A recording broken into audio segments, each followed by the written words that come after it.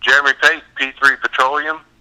Outstanding. Thank you for joining the program here today. We wanted to talk a little bit about some enhanced oil recovery. I'm pretty familiar with it up in the Bakken where I'm headquartered out of, but you're out of Houston, so I'm just excited as can be to find out what's going down in Houston in the enhanced oil recovery market, because it's booming up here in the Bakken. We've got EERC, the Energy Environmental Research Center, that's working with a lot of industry folk trying to advance the oil recovery.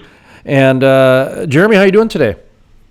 I'm doing good, man. Thank you for having me on, Jason. Well, I appreciate you coming on, because this is really a part of the industry that has just been, doing really well. It hasn't gotten a lot of attention, but it seems to be a way that producers are making some money, and they're figuring out a way to get some more out of the wells. So talk to me a little bit about what your company does for the industry and what exactly enhanced oil recovery is for some of the listeners out there. Well, P3 Petroleum, we're an oil and gas operator. We operate in the DJ Basin in Colorado primarily, but we also have some assets in Montana as well as Louisiana and in various parts in Texas. So we operate around 250 wells across all those states. And I started very first looking at enhanced oil recovery about, a year and a half ago. And petrochemicals has always been my background: drilling fluids, completion fluids, production chemicals, stuff like that. And so I started really getting interested in enhanced oil recovery and just kind of dove into it and started looking at several different products and trying to find out what everybody was doing and gaining information. So I really studied it hard for 6 months or so. And then, we got the opportunity to go do some of our own wells and really apply a couple different chemistries to those wells, and we saw some really good results. And so then we attacked, we're kind of in evaluation phase right now. We've treated 10 wells, and all of those wells are doing very well. They've all increased production, and some better than others. And I think we've kind of identified one product that we really are comfortable with and we've seen the most results out of, and that's probably going to be our direction going forward. How would you describe enhanced oil recovery for the average person out there? It's a little bit different than just regular oil production. Yeah, so enhanced oil recovery is going to be it's a secondary stimulation application. So after your well's been completed or fracked or whatever it is you've done primarily for the first completion phase of your well, and enhanced oil recovery is coming back in and performing a stimulation to increase production back to prior levels of decline, or trying to get back some of that production. Just give your well a little bit of a boost, and the products work for oil wells as well as gas wells. And so I guess that's how I would kind of describe it.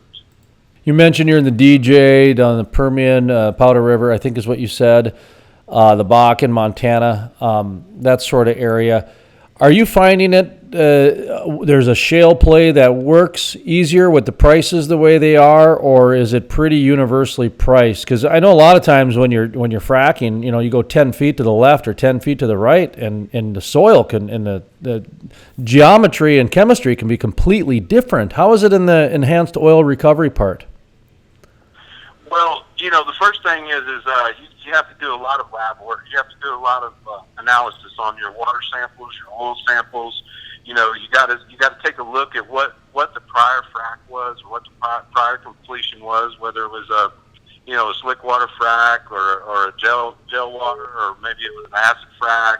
So you need to do a little bit of study, and it's not like shooting fish in the barrel. Oh, we're just going to go out here and pump this down hole, and it's going to bring us back more oil. So you kind of got to do some studying on it, and figure out, if what you're pumping down hole is compatible with your formation in your reservoir. And then, you kind of take approach of, okay, now, I've tried a couple different products. There's some out there that are acid replacements, more along the lines of just perf clean outs. And we used some of those products, and we had success with those. But the the real barn burner product was a product called CS52, and we got that from a vendor of ours, and it's a little bit. It's more like it's really more like a refrac almost. Like you really go in and you find out what the radius of your initial frac was, your frac radius there, and then you try to almost like flush the reservoir with a surfactant. And it's a nano surfactant, and so what we do is we have the rock data analyzed to find out what your pore throats are or your permeability in that rock, and then we try to have the nano surfactant designed to be smaller than the pore throats in the rock. And so what we want to do is coat the rock with this surfactant, and when we do that, it unlocks more hydrocarbons in other parts of the reservoir. So what you're essentially trying to do is just really create more connectivity with parts of the reservoir that you haven't been able to reach. You mentioned the word refrac, and I know when I was learning about enhanced oil recovery early on, it sounded a lot like refracking to me. Does that get confused often with the average person in the industry? Is there an easy way to kind of differentiate the two a little bit? Because it was somewhat confusing for me, but I'm not in it deep like you are every day. Yeah, I mean, it can be. Sometimes the way I have to describe it to somebody is maybe that's not as well versed in it as I am or you are, or as a refrac. It is a post-secondary stimulation is the actual what I would term it. And but the difference is you're not, you already have your fractures in place. Your perforations, your pipes downhole, you've already come in and shattered your rock previously. And what this is just trying to unlock parts of the reservoir and create connectivity with that part of the reservoir that you haven't been able to reach. So whenever you go in and frack a rock, you have spider web legs of the down inside the reservoir or whatever. For whatever reason, you're not getting connectivity with that. And so what you're trying to, and usually it's because there's a small skim layer of paraffin that is holding that oil in the rock, and that's what we're trying to unlock. We're trying to get back into those little nooks and crannies that we couldn't get the first time, and we send the surfactant down there to kind of help the paraffin out and release the oil. There's certainly some different innovation going on in the world of enhanced oil recovery up in the Bakken, where, like I said, where I get a lot of information firsthand. They're doing a new type of enhanced oil recovery with Hess and the ERC that is primarily they were using carbon dioxide before, injecting that, but now they're looking at doing some sort of a natural gas foam or something along those lines, and they think that might catch on a little bit. Are you familiar with some of these different science projects that are going up here in the Bakken? And what type of, are you guys using carbon or natural gas foam? How is it that you guys are doing that? Well, I'm somewhat familiar with what's going on up in other places with the EOR. Actually, the acid treatments and CO2 huff and puff treatments, those things have been around for many years. So those are all, I would term those all part of enhanced oil recovery as well. Now, as of today, I don't think anybody really does because those things have been around. So it's just an acid job or a CO2 job. I'm not up to date on the foam process they're using, but what we are using is just basically, either just regular water, or we use a sodium chloride brine, a cut brine fluid, and then we treat that. We use, a surfactant called CS52, and we treat that water with anywhere from 10 to 15 gallons per thousand, and then we pump it down hole. And so if my initial frac on the well I'm treating was, say, 200, I'm just going to use a nominal number, say that was 160,000 barrels, then what I'll try and do is take that data, take my Young's modulus and my Poisson ratios, and I'll try and determine what I think the estimated volume in the reservoir are, and then I'll pump enough volume down there to try and flush that reservoir out and get the rest of that oil in the pool with the current oil. So that's kind of the process. This is kind of something I just came up with on the fly, through trial and error. and trying a few different products, and it's what's been successful for myself and P3. How are the results being? One of the things about the refrac was there was, it was such a sharp decline, I guess, after it was done. But like you said, it was a secondary way to come in and get some of the oil out of there that was still there. What type of results are you guys getting on these? Are they long lasting? Are they quick? And then you got to go to another one. Talk to me a little bit about that. Yeah, so far right now everything is holding firm. Okay. What we've seen, we've tried some of the products that are acid replacements that are more along the line of perf cleanouts, and with those products we saw anywhere from double, the initial, double what the production was previously. So if it was a 5 barrel a day well, that well would increase to 10 barrels a day, and they're all hanging in there. Now, some of the wells that we've treated with the CS52 product, the surfactant I've explained pretty thoroughly, those wells, we had big upside on those, and those are all hanging in there. I used it on a well that was had dropped down, depleted all the way down to 2 barrels a day, and that well has been making 15 barrels a day for the last 4 months. And I have probably 3 or 4 other wells that are very similar to that one that we treated with CS152 as well. Can hardly look at the news these days without seeing some sort of negative or depressing or not a very flattering story about the energy industry. I just got off the line with a company that's doing great. And so there are a lot of companies that are doing pretty well out there. It's kind of like, there's still money circulating around the planet. It just seems like you got to find a different way to make the steak sandwich, and you got to find a different way to let people know about the steak sandwich in today's marketplace. How are you guys doing? There's a lot of companies that are tightening their belt a little bit. You guys seem like the oil enhanced recovery would be a good bridge for a lot of people right now. Well, I think we're holding our own. I think we're tightening up a little bit too, just to kind of see how things are going to play out. But I guess we're probably operating passively aggressively.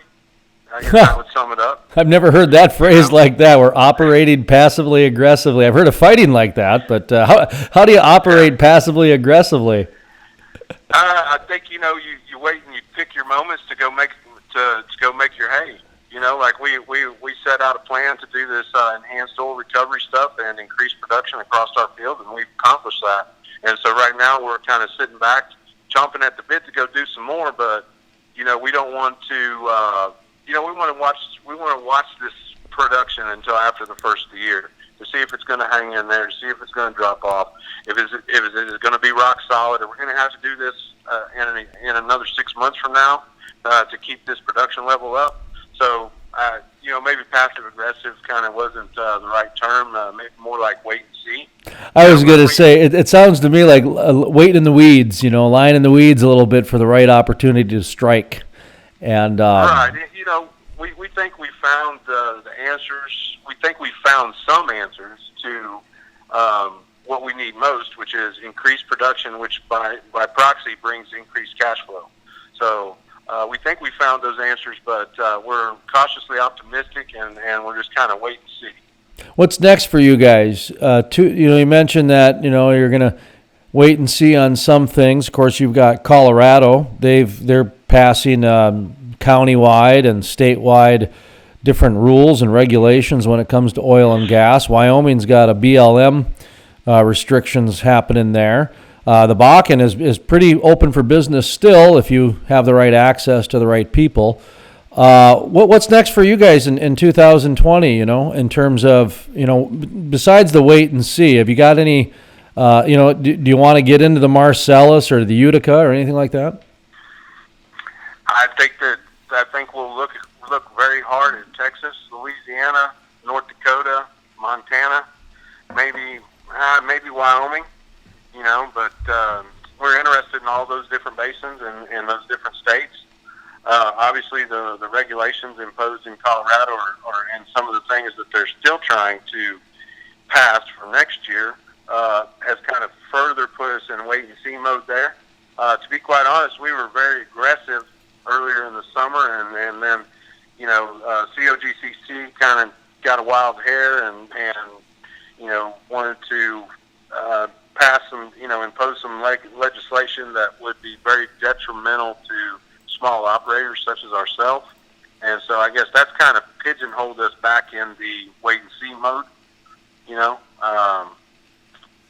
So I guess we saw something we liked in Wyoming, Montana. I would take Wyoming out of it, actually, but Montana, North Dakota, Louisiana, or Texas, I think we'll probably jump on it. Okay. That was an interesting comment you made about the smaller operators, because I've heard that over and over again, that a lot of these new rules and regulations, the bigger companies don't like them, but they can withstand them. They can take the hit, whereas the smaller companies, they can't. It's very correct. It's very true. Yeah. Okay. They're making, COGCC is making it very painful to do anything as a small guy up there. I mean, it's just, they're just needling you to death with the regulations, and they're, and to their credit, they're making everybody do the same thing, so you can't really complain too much, you know what I mean? But it's, you can't be it's going to be very, very hard to be a stripper well operator or, vertical well operator in Colorado. You're going to have the big time wells that are producing 500 barrels a day or better and 1 million MCF or whatever the average is, but the bigger, let me tell you something, Jason, the bigger question is with all these regulations in place, they've got a whole bunch of drilling going on, and they're barn burners and all that. Everything looks good right now, but what is going to be the case 5 years from now when those wells aren't doing that? And all those guys are still having to pay the same amount of regulation. I don't even. Yeah, I know, and I'll even go a step further. I think in 2 years it's going to be just problematic because, you and I could probably, just off the top of our head, name enough layoff stories that have happened in the last few months to reach over a couple thousand people. That's, I feel pretty confident that I could do that just off the top of my head. A lot of those people, they got, they got Christmas, and they've got severance packages, and they've got unemployment. Well, when that runs out next summer, that's when I'm really curious to see what's going to happen. And then when the new budgets come out for the legislative sessions, and all of a sudden they don't have the oil and gas $1 billion in extraction taxes helping out the school districts anymore. That's what I'm curious to see, because that snuck up on everybody during the 2014 downturn, because the elected officials and a lot of the industry leaders were coming out saying, we're remaining positive. We think things are going to turn around. And they were really wrong. They were very wrong to, in my opinion, they were very wrong to give people false hope as long as they did. They should have came out and said, hey, this will be a 2-3 year deal. And the way the energy industry works is they shut off the spigots for people. A lot of people, this was their first go around in the energy industry. They didn't know that. So I think that, I think there needs to be a little bit of a reality check what's going on here, because it might be a little difficult next year like what you said, when things come to fruition, and my examples when things come to fruition. Do you know what I mean by that? When these things actually come home to roost, I think it's going to hit hard. Well, I do agree. I agree with you wholeheartedly, because, and I guess now that after listening to what you said, I think I have to kind of, retract my previous statement and kind of follow up what you said by, 2 years is a good idea, is a good timeline, because all these wells that are getting drilled right now, yeah, they're going to make 800 barrels a day or 1,000 barrels a day for the next 2 years. But when they hit that hyperbolic decline and they go down to 200 barrels a day, that's going to be the tail of the tape, because now you're still paying the regulations that you had when you were producing 800 barrels a day. How are those economics with those regulations at 200 barrels a day? And then where do you go from that point as an operator? If it's 200 barrels a day and you can't afford it, do you just shut it all in and lay off your people and walk away from it, or what's the game plan from there?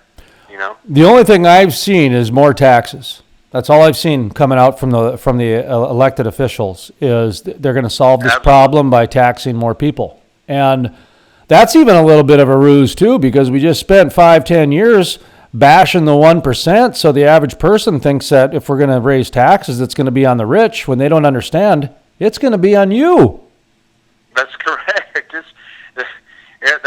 The biggest impact is going to come from the middle class, and you know, the middle class is in oil and gas is pretty much made up of middle class people. You know. Oh, it is without a doubt. It's in fact, it's over the last decade, up until this last year, the energy industry was the only industry, the mining industry, but it was actually the energy, the oil and gas industry within the mining industry, was the only industry that added jobs, that had a net gain of jobs. So all this huge IPO, millennial startup, let's do the apps and the technology, they didn't sustain it. They didn't sustain the companies. All the new medical technologies and everything else. At the end of the day, at the end of the year, at the end of the decade, they did not have a net gain in jobs. The only industry that did was the oil and gas industry within the mining industry. And they even lost some coal people that is in the mining industry as well. So the oil and gas industry, if they don't add jobs, I don't know where the jobs are going to be added. Yeah, I totally agree with you. I'll take that. I'll further your point a little bit. I'll tell you that my belief is that the United States of America's GDP goes as the oil industry goes. You know, you look at when the current administration we have was getting 3% on their GDP and all that. You know, oil and gas was good. That was about a year and a half ago, and everybody was great. Oil and gas was up. GDP for the country was good. Next thing you know, oil and gas starts kind of going down a little bit. There's a lot of bankruptcies, mergers going on. You know, look at the GDP now. It's still above 2, but it's not the record levels that we were at, 18 months ago. It's going to be an interesting 2020. I've got on record saying 2020 is going to be the most important year in the oil and gas's history, and I really do believe that because of just a variety of things hitting them at the same time.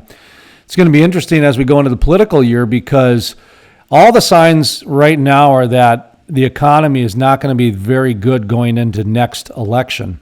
And I don't think Trump will have any problem taking a step back and pointing the finger at the rise of environmentalism as the issue for the economy. I think that is going to be the number one topic going into next election is going to be the environment, and it's going to be wrapped in with energy and the economy. Your thoughts on that? I completely agree. Totally agree. Because the one thing is that when with unemployment at an all-time low, you have more people out there working and more people driving cars, so they need gas to go to work. So it's clear that we're not at the phase with electric vehicles that all these environmentalists want us to be at. So okay, if you want to make this big push to go to renewable energy, you want to go to solar farms, you want to go to wind power, all that environmental stuff you want to do. Show the American people the plan to do that economically, to where the country doesn't tank and go into a recession and everybody gets to still make a living. I don't think it's possible because there's a town here in Texas called Georgetown, Texas, just north of Austin. They signed up for that Al Gore plan to go all renewable. Michael Bloomberg even came in and gave them a bunch of money from their charity. They put up wind farms. They were going all renewable. They did that for a year. The county commissioners voted on it. Okay, so you know what they did here just recently? They voted that plan out. And the reason why they voted that plan out was because renewables could not heat their homes at night during the wintertime. And the city ran up a $7 million natural gas bill. And it was going to cause all the citizens of Georgetown, which is about 75,000 people, it was going to cause their electric bills to be about $1,000 a month for the next year to pay down that supplemental gas bill. And nobody is going to be held accountable for the people that used media trust, access, leadership, all those different things that that got the people of Georgetown to buy into it with unproven science, with unproven models. Now they have them. They have projections and models, but they're not accurate. They haven't even been able to predict. That's true. Well, no, they haven't been able to predict the climate for 10 years. I mean, the climate. You're talking about one of the most complex things on the planet, and we're going to let a bunch of attorneys figure this out for us? Because you got to remember, a lot of this law and regulation, which Mother Earth doesn't care about our laws and regulations, but a lot of this is decided by attorneys in the courtroom. And I don't think science should be decided in the courtroom. I really don't, but it is. And in Germany, a very similar thing happened to where now they had to fire up the coal plants this year. And what is it? Their heat bills are up 4 to 6 times what they were when they started the green initiative, when they started the renewable thing. Sounds like in Texas, after 1 year, they experienced what Germany took them 5-6 years to realize. Is that it really doesn't make the place any greener. It just costs everybody more green. Well, exactly, because, when I just don't think we're far enough into the whole wind farm thing to really understand what impact the wind farms have on the environment, because they have some greenhouse gas affecting going on and all that. And what Georgetown, Texas found out was that Al Gore and Michael Bloomberg they had the answer for them, which was a $400 million battery system. Okay, so that's what everybody was going. That's what Georgetown was going to have to spend to stay on renewable energy. Was everybody was going to have a bank of batteries and a solar panel on their roof to be able to supplement the wind farms and and stuff like that. And there is no economical answer to renewable energy right now. Not on a large scale. I've said for years that, in my opinion, farmers were more advanced with wind energy more efficient when they were able to get water and power their pole barn and that sort of thing, because that's really all they needed. And you know what? It worked just fine with that one windmill they had on their farm. And in solar, they've gotten us, a camping charger for our cell phone. That's probably about the most affordable that they've gotten. After 40 years of subsidies, they haven't even hit their milestones. They haven't hit their benchmarks. I do think it's time that those subsidies sunset, because after 40 years, I think we should maybe pay attention. I honestly believe we should be diverting a lot of those subsidies from wind and solar to natural gas. Now, natural gas is clean. Natural gas is clean.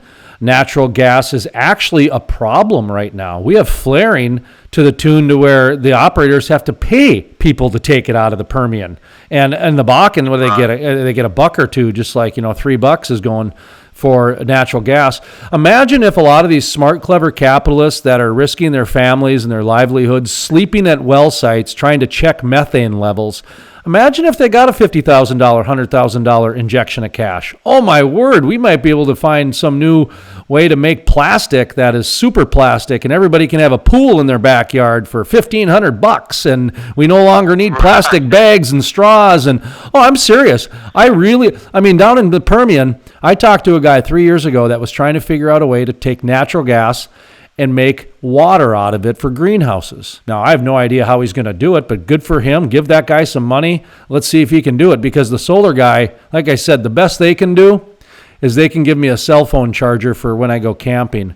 But until they can figure out batteries, how to make them a terawatt of storage, it ain't going to happen. It's just not happening. Anyway, sorry, I got on my soapbox there. Yeah, no worries. Very good point, though, Jason. Very good point.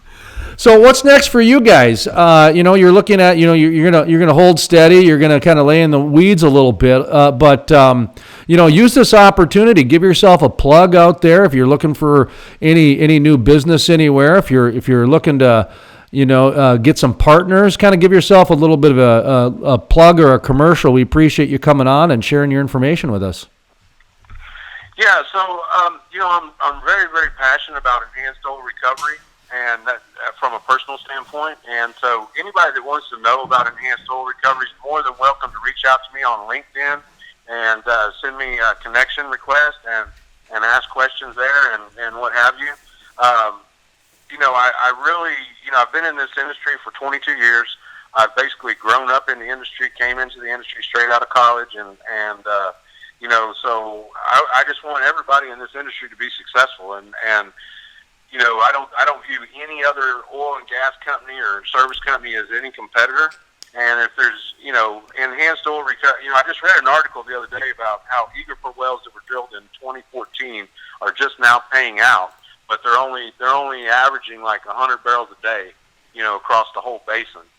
So if there's people out there in the Eagle Ford that want to take a look at what I'm doing and what we're doing at P3 as far as enhanced oil recovery, hit me up on LinkedIn and let's all talk about it, man, because this whole the economics of shale plays are a really, really hot seat question, and whether they pay out or not. Well, look, man, this might be a way that we can make the industry start thriving again. And I just really believe that enhanced oil recovery has to be a part of the future, the new future for oil and gas in general.